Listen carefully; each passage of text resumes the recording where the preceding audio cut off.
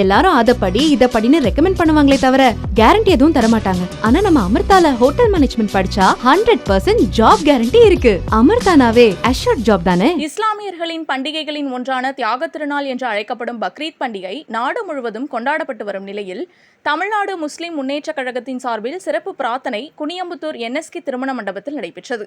இந்த தொழுகையில் ஆண்கள் பெண்கள் என்று 1000க்கும் மேற்பட்டோர் கலந்து கொண்டனர். சிறப்பு தொழுகையின் போது தமுமுக மாநில பிரதிநிதி சாதிக் அலி அவர்கள் பக்ரீத் திருநாள் உருவான வரலாற்று நிகழ்வினை சொற்பொழிவாற்றினார். மேலும் இஸ்லாமியர்களின் வழிபாட்டிற்கு தொடர்ந்து கோவையில் இடையூறு ஏற்பட்டு வருவதாகவும் குற்றம் சாட்டினார். இதில் மாநில பொருளாளர் உமர் ஹாஜியார், தமுமுக மாநில செயலாளர் சாகுல் ஹமீத், மாவட்ட தலைவர் சர்புதீன், மாவட்ட செயலாளர் முஜிபுர் ரஹ்மான், மாவட்ட பொருளாளர் சிராஜுதீன், மாநில செயற்குழு உறுப்பினர்கள் அகமது கபீர், ரெக்ஸ் ரபீக், துணைத் தலைவர் TMS அப்பாஸ், துணை செயலாளர்கள் நூர்தீன், அசாருதீன் மற்றும் பலர் கலந்து கொண்டு அனைவருக்கும் வாழ்த்துக்களை தெரிவித்துக் கொண்டனர். உலக மக்கள் அனைவருக்கும் தமிழ்நாடு முஸ்லிம் முன்னேற்ற கழகத்தின் சார்பாக எங்களுடைய ஈது பெருநாள் நல்வாழ்த்துக்களை தெரிவித்துக் கொள்கிறேன். அதோட இன்றைய தினத்தை பொறுத்தவரையில ஈதில் அல்ஹா என்று சொல்லக்கூடிய பெருநாள் முஸ்லிம்கள் உலகம் முழுவதும் இன்றைக்கு கொண்டாடி கொண்டிருக்கிறோம். இந்த பெருநாளை பொறுத்தவரையில இது ஒரு தியாக திருநாள். 5000 ஆண்டுகளுக்கு முன்பு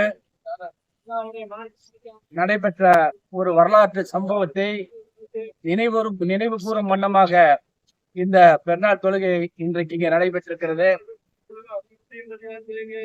இன்றைக்கு முஸ்லிம்கள் ஏறத்தாழ 17.25 லட்சம் முஸ்லிம்கள்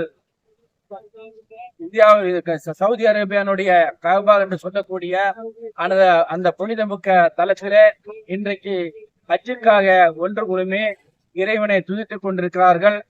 ஹஜ்ஜுக்கு செல்லாத முஸ்லிம்கள் அவர்களுடைய ஊர்களில இன்றைக்கு ஆடு மாடு போன்ற வகைகளை குர்பானி கொடுத்து அந்த குர்பானி மூலமாக தங்களுடைய உறவினர்களுக்கும் அதே நேரத்தில் அண்டை வீட்டாருக்கும் இன்னும் எல்லா சமூக மக்களுக்கும் அதை வழங்கி அதை சமைத்தும் வழங்குகின்றார்கள்.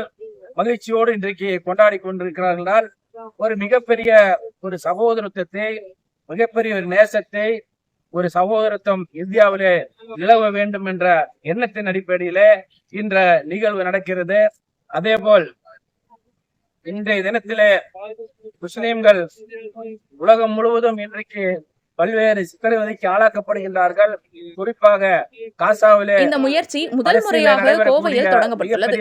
நிகழ்ச்சியின் முடிவில் கொங்குநாடு மருத்துவமனையின் மருத்துவ இயக்குநர் டாக்டர் கார்த்திகேயன் ராஜு அனைவருக்கும் நன்றி தெரிவித்தார். எடுத்துக்கொண்டு இன்றைக்கு அலைவாய்கின்ற சூழ்நிலை பார்க்கின்றோம். அந்த காசாவுக்கு செல்ல வேண்டிய உணவுகளை இஸ்ரேல் இன்றைக்கு தடுத்து அந்த மக்கள் அல்லல் பட்டு கொண்டிருக்கிறார்கள். அமெரிக்காவும் அதற்கு உடந்தையாக இருக்கின்றது. ஏறத்தாழ 50,000க்கு மேற்பட்ட முஸ்லிம்கள் காசாவிலே படுகொலை செய்யப்பட்டிருக்கிறார்கள்.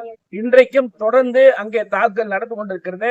அதே போல இந்தியாவுடைய பல்வேறு மாநிலங்களிலேயும் முஸ்லிம்களையும், முஸ்லிம்களுடைய வீடுகளையும், முஸ்லிம்களுடைய சொத்துக்களையும், அவருடைய தொழில் ஸ்தாபனங்களையும் இன்றைக்கு அடித்து நொறுக்கக்கூடிய ஒரு சூழ்நிலை நாம் பார்க்கின்றோம்.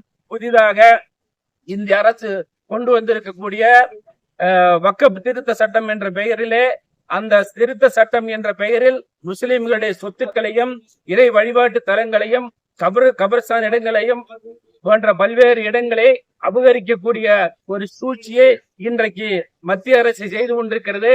அந்த சூழ்ச்சியை முறியடிக்கும் வண்ணமாக தமிழ்நாட்டிலே மதுரையில மனிதநேய மக்கள் கட்சியின் சார்பாக வருகின்ற ஜூலை 6ஆம் தேதி அன்று வக்ஃப் திருத்த சட்டத்தை கண்டித்தும், அதே நேரத்தில் முஸ்லிம்களுக்கு ஊராளுமன்றத்திலிருந்து நாடாளுமன்றம் வரைக்கும் இடஒதுக்கீடு வழங்க வேண்டும் என்ற 2 முக்கிய மைய கோரிக்கை வைத்து ஜூலை 6 அன்று ஒரு மிகப்பெரிய ஒரு மாநாடு நடைபெற இருக்கின்றது.